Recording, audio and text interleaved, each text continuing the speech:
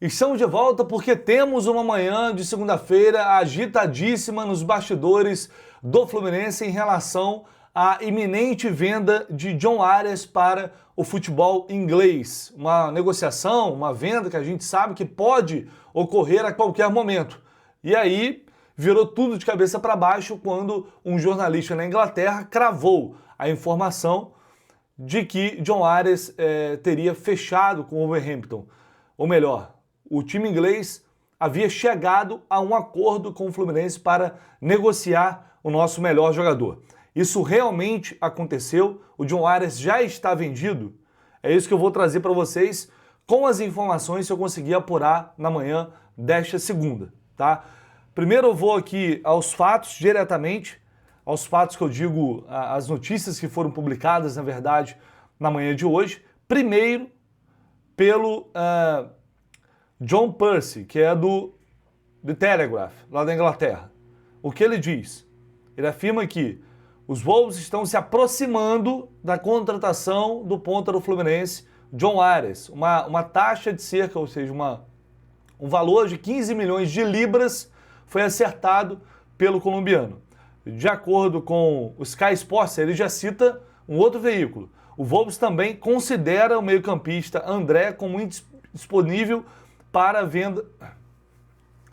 E aí ele complementa aqui em relação ao André, que está sendo especulado como possível reforço da Juventus de Turim, mas diz que o Wolves não coloca o André no mercado. O André não está no mercado. Ele deu essas duas informações. E aí depois, o Fabrício Romano, que é um jornalista que todo mundo conhece, especializado no mercado de transferências, que, pelo que a gente tem aqui, de uma forma geral, ele erra poucas informações, e aí ele publicou afirmando que o Wolves fechou o acordo para contratar o Arias do Fluminense. A taxa de transferência, o valor da venda, 20 milhões de euros, que é o equivalente a 15 milhões de libras, mais ou menos, que foi publicado pelo Percy lá no The Telegraph. E diz que o jogador já aceitou jogar pelo Wolves. Está tudo alinhado para que ele possa viajar em breve, a viagem organizada para a Inglaterra. Beleza. Como vocês sabem, toda e qualquer notícia, ainda mais uma notícia desse tamanho, eu vou correr atrás para apurar, para saber se realmente é isso, até porque se trata do melhor jogador do Fluminense. A gente não está falando de qualquer jogador. De um dos melhores jogadores do futebol brasileiro, se não o melhor atualmente, e da América do Sul.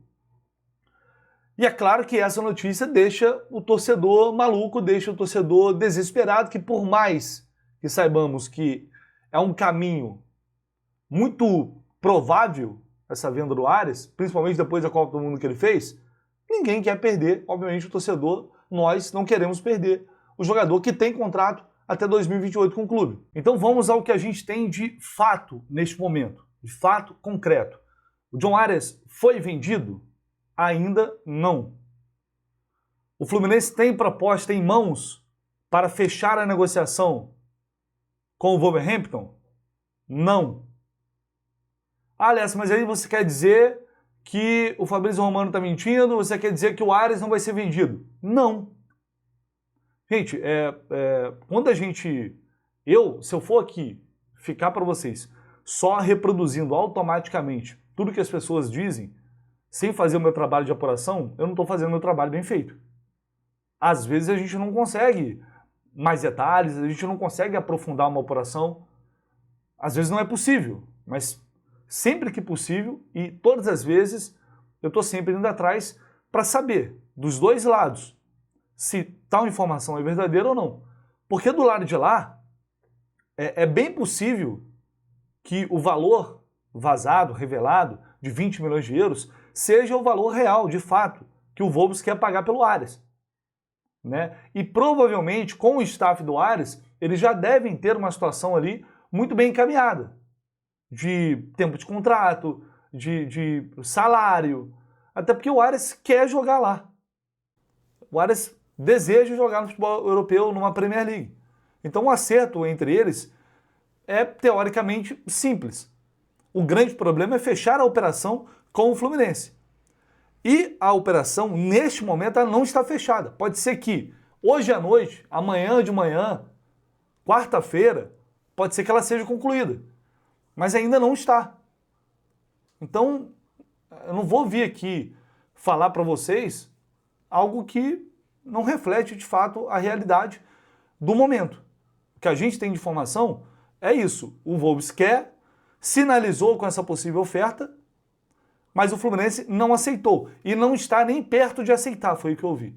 Não está nem perto de aceitar o que foi proposto até agora. De novo, eu não estou dizendo que o Ares não vai ser vendido e não estou dizendo que o Ares só vai ser vendido por 30 milhões de euros. É só apenas respondendo a pergunta. O Ares está vendido? Ele já deixou o Fluminense? Não. Tá? Não. O que vai acontecer a partir de agora? É o cenário que já estava desenhado. Uma saída iminente do Ares, que o Fluminense vai ter que tratar, vai receber uma proposta. E como eu falei antes, não existe final feliz nessa história se o Ares não permanecer no Fluminense. Porque o mercado não vai pagar um jogador de 28 anos e que a gente sabe que deseja sair, que há muito tempo fala que tem o sonho de jogar no futebol europeu, de realizar esse sonho, o mercado não vai chegar e pagar 30 milhões, 35 milhões de euros no John Ares. Até pelas propostas anteriores. Isso não é o que eu acho. Isso é o que a gente tem de fato até agora. Todas as propostas, inclusive, foram bem inferiores a 20 milhões de euros. A maior foi 12 milhões do Zenit, que o Fluminense não aceitou. Aliás, o Ares também não aceitou, né? Foi a melhor proposta que o Fluminense recebeu até hoje. E o Ares não quis ir para a Rússia. Então isso são fatos, não é achismo. Tá? E aí tem um outro problema. O Fluminense só tem 50% e vai ter que negociar com patriotas para que eles recebam um valor menor.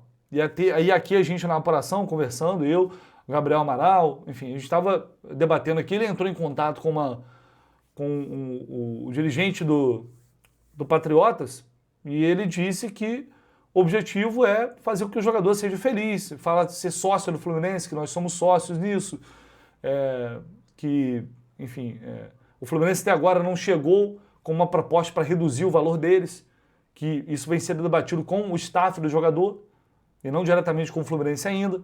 Então tem essa outra ponta da negociação, que é o que torna, é o que faz essa venda ficar inviavelmente, e financeiramente falando, positiva para o Fluminense, por ter apenas 50% do jogador. Mesmo fazendo uma boa negociação, a gente sabe que o Ares não vai sair pelo valor que ele vale. Assim, a venda do Ares, ela não vai refletir a importância que ele tem para o time. E isso todo mundo sabe desde sempre. E aí é o que eu vim falando. Tem de um lado o jogador que tem esse sonho de jogar na Europa, que já entregou para o Fluminense muito retorno técnico, títulos, também não tem como discutir isso.